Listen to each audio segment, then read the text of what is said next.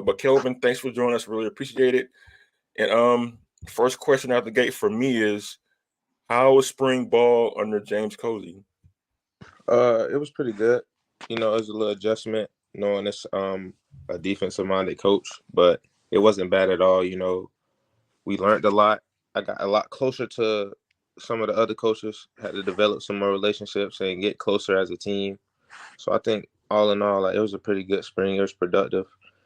We got some old players hopefully coming in and stuff. It was a lot with players leaving and stuff to deal with. So, but we adjusted well. I think spring went pretty good. Yeah, like I was gonna like ask you about that. All the drama happened in off season with you guys trying to find a coach after Willie Simmons left, and you guys got Cozy in there now. How was like practice, been under him? Like, how is he kind of different than what you guys were used to under Willie Simmons? It's just different not being around like by your coach a lot. Simmons called more of the plays, while Joe Henry was with the O line. So it's a lot different in those terms. Like, he was more on the defensive side of the ball, coaching those guys. And also he was a corners coach, so he was with that position. Also he walked around, as coaches do. He was in every position group, checking in, checking out, but he's a primarily defensive head coach, so it was just a lot different not being around the head coach as much. All right, cool. My last thing before I let Chris jump in. You guys are going to come into the season as the Hunters instead of being the other way around. Coming off the championship season, how does it feel going into camp knowing you guys are a target now?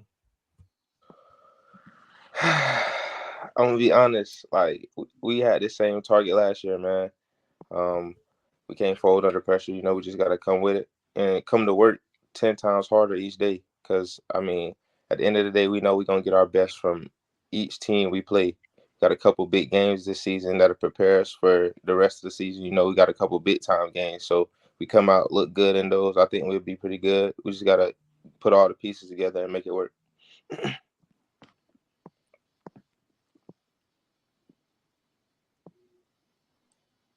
I believe Kendrick froze. So yeah.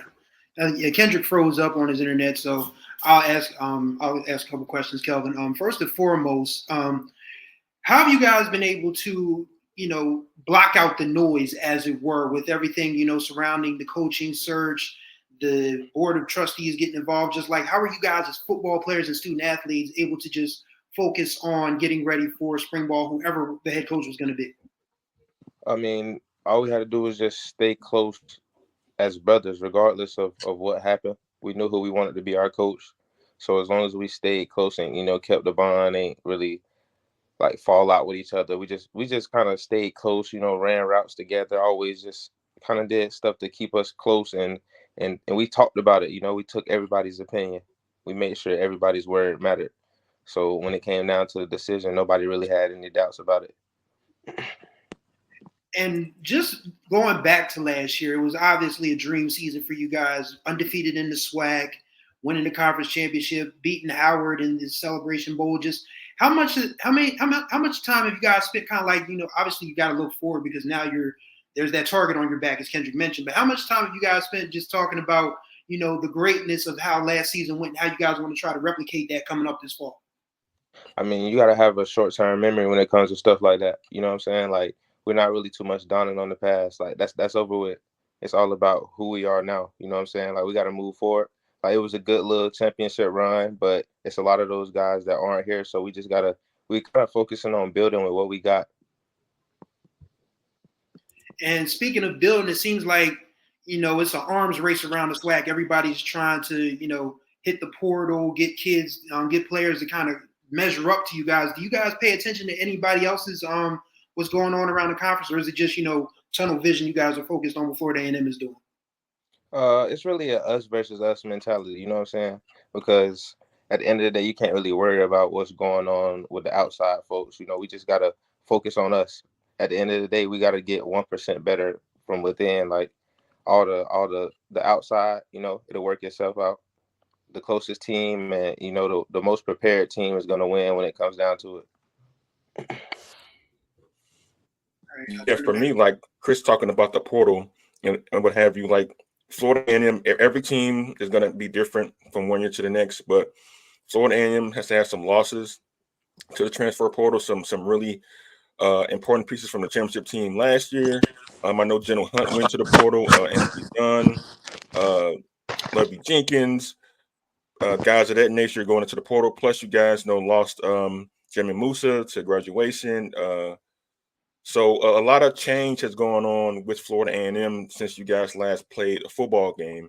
Are you guys concerned about your depth? How has the team been able to, I guess, like handle those missing pieces so far in the spring?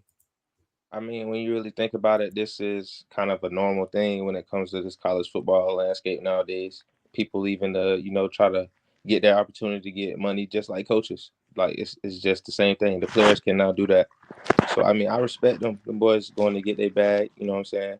But it's also people that's willing to come play for us at the same time. So I mean, we congratulate them for leaving if they want to come back, they-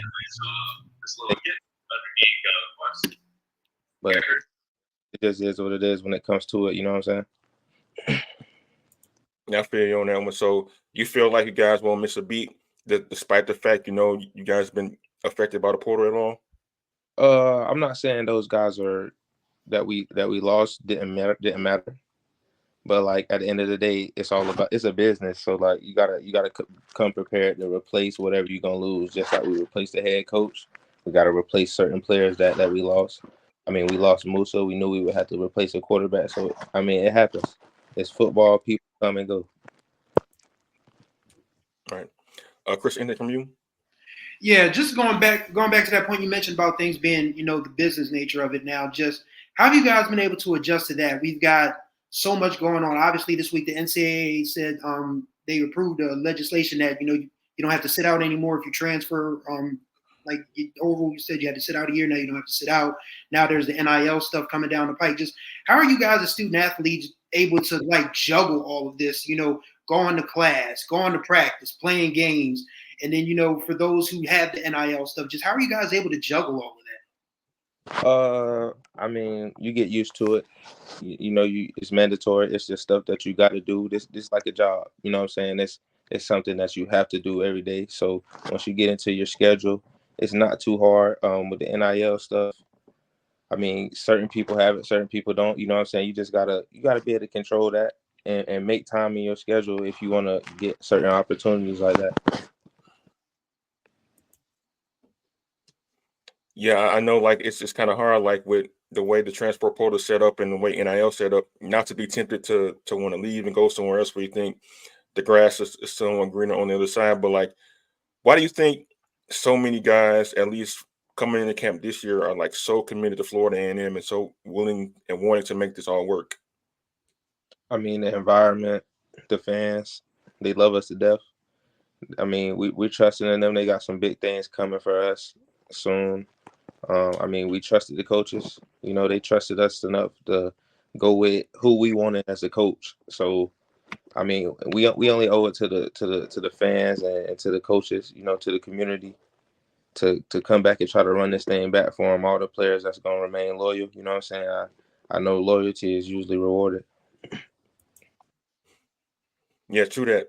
Florida A&M is everyone knows who's watching and listening. Like they got one of the most passionate fan bases in all of college sports, not just for football, but for like every sport university. They really come out and sort of support for it. How are the boys looking in spring? I know we mentioned like a lot of change from last year to this year, but I know the spring game, the defense really kind of showed up and showed out. Got a little bit better of the offense on that from that standpoint. But from an offensive standpoint, like how you guys looking right now? I think we looking good. We working. We working. We working. That's all I'm gonna say. I think the offense looks really good, especially coming in with a new OC that we just got. You know what I'm saying? The playbook, all the plays is pretty smooth. So I think we're gonna look pretty exciting. I think it'll be a pretty exciting offense. Yeah, I know Junior played pretty well in the spring game. So did Florida Atlantic transfer Daniel Richardson. He also played really well in the spring game too. Any sense of who might be the starting quarterback when you guys break camp in the fall? I'm not sure. I mean, all of them boys played good. I'm just gonna leave that up to the coaches. You know, all them boys played good. I respect all of them. You know, I enjoyed taking handoffs from all of them. So, I mean, we'll see come fall. Cool. Chris, anything else? No, I'm pretty much good on questions. All right, cool. The last thing for me, and thanks a lot for your time. I really appreciate it. As I mentioned before, like you guys gonna have a target on your back. Likely gonna be once again favorite to win the SWAC East and go to the Celebration Bowl again. What's it gonna take for you guys to go back to Atlanta this year? I know the journey's gonna be a little bit more difficult. You're gonna have a new cast of characters, but how are you guys gonna get from point A to point B? We need everybody that's on board to get on board and be all the way in. If you in, you feel me, you got to be all the way in. We just want everybody that's with us to just give us their best every day. If we come with it every day and work harder than the next man, I think we'll be just fine. All right. And that's Kelvin Dean Jr., running back for Florida A&M, the defending, reigning Black College National Champions. Kelvin, we wish your football team luck this coming fall. Thanks for joining us. We appreciate it. Yeah.